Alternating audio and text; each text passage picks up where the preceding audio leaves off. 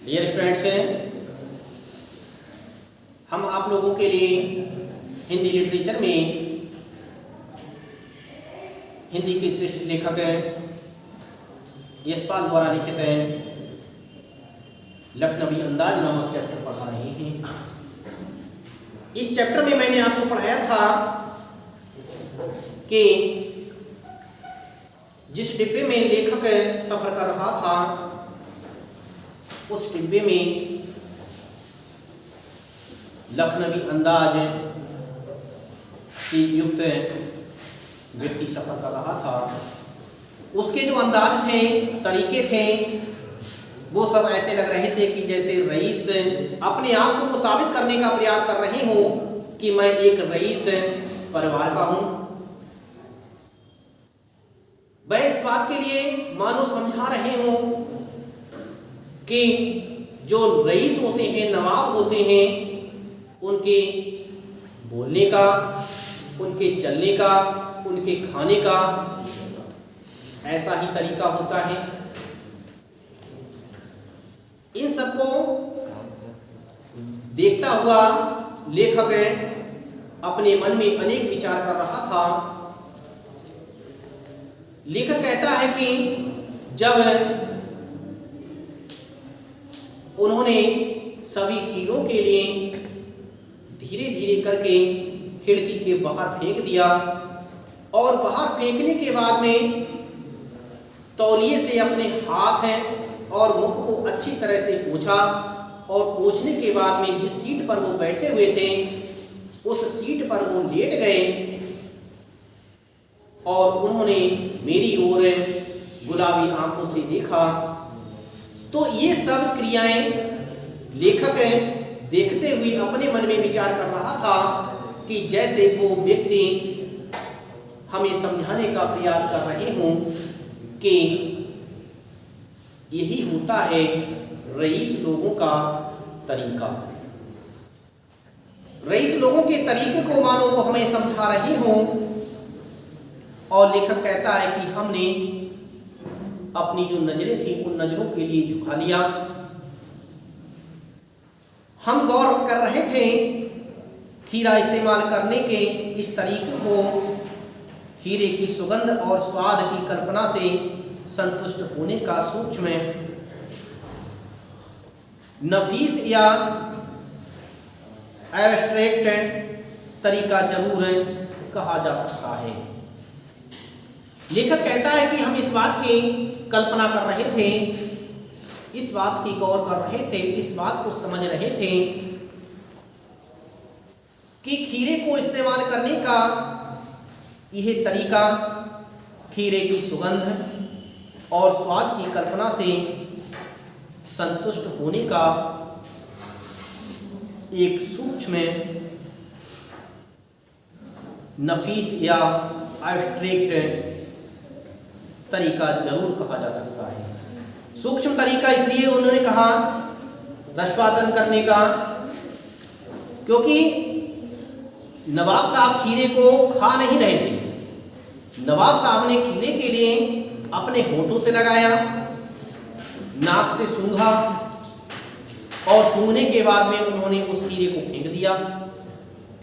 इससे लेखक ने यह कल्पना की कि ये जो तरीका था नवाब साहब का, ये तरीका इस बात को स्पष्ट करता है कि इससे क्या होगा कि खीरे की जो सुगंध है और उसका जो स्वाद है, उस स्वाद की कल्पना से संतुष्ट एक सूक्ष्म तरीका हो सकता है। यानी कि इससे जो है जो सूक्ष्म हम स्वाद प्राप्त कर सकते हैं कि हमने जब हम किसी वस्तु को लेते हैं और उस वस्तु को सूंघते हैं तो उस वस्तु को सूंघ करके हम ये अंदाजा लगा लेते हैं, हमारा अंदाजा ये हो जाता है कि ये वस्तु कड़वी है या मीठी। लेकिन पूर्ण रूप से हम संतुष्ट हैं, पूर्ण रूप से हम रसवादन तब करते हैं जब हम उस वस्तु को खाते हैं। फिर हमें खाने के बाद ही पता चलता है कि ये वस्तु कैसी है। तो वहां पर जो रसवादन कर रहे थे वह जो स्वाद ले रहे थे वह एक सूक्ष्म तरीका था। और परंतु क्या ऐसे तरीके से उदर की तृप्ति हो सकती है? देखिए यहां पर एक शब्द आया है उदर। उदर शब्द का अर्थ होता है पेट और तृप्ति होती है संतुष्टि।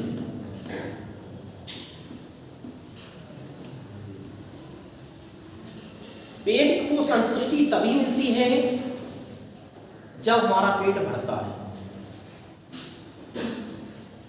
और केवल सूंघने से हमारे पेट की तृप्ति नहीं हो सकती।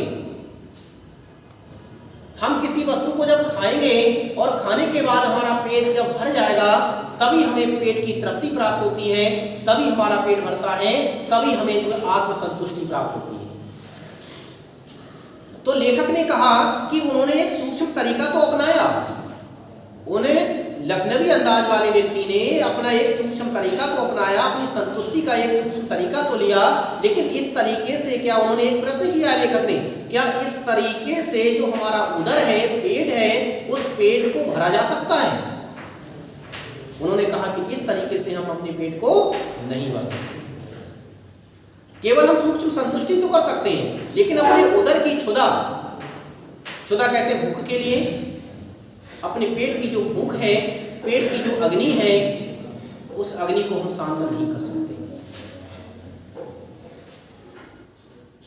नवाब साहब की ओर से भरे पेट के ऊंचे डकार का शब्द सुनाई दिया और नवाब साहब ने हमारी ओर देखकर कह दिया, खीरा लजीज होता है, लेकिन होता है शकील, नामुराद मेदे पर बोझ डाल देता है।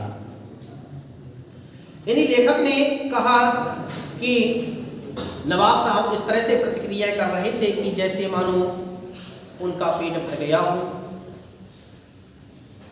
और उन्होंने एक लंबी डकार ली और डकार लेने के बाद में उन्होंने हमारी तरफ देखा और आंखों में इशारे के द्वारा जैसे वो हमें इस बात को समझाने का प्रयास कर रहे हों कि मानो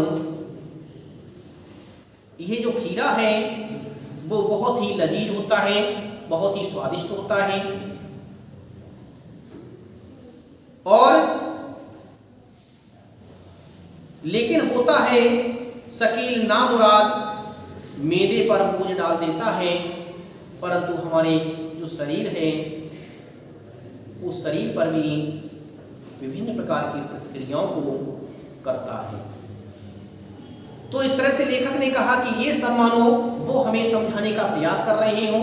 उन्होंने खीरा खाया नहीं, उसे सूंघा और इस तरह से उन्होंने प्रतिक्रिया जाहिर की जैसे उनका वो जो सूंघना था जैसे उनके पेट की तृप्ति कर दी गई हो, उस सूंघने के द्वारा उनका पेट भर गया हो, और जब पेट भर जाता है तो हम एक लंबी डकार लेते हैं, तो वहाँ पर भी उन्होंने डकार ली और ऐसा लग रहा था कि जैसे वो हमें समझाने का प्रयास कर रहे हो कि हमारा जो पेट है वो पूरी तरह से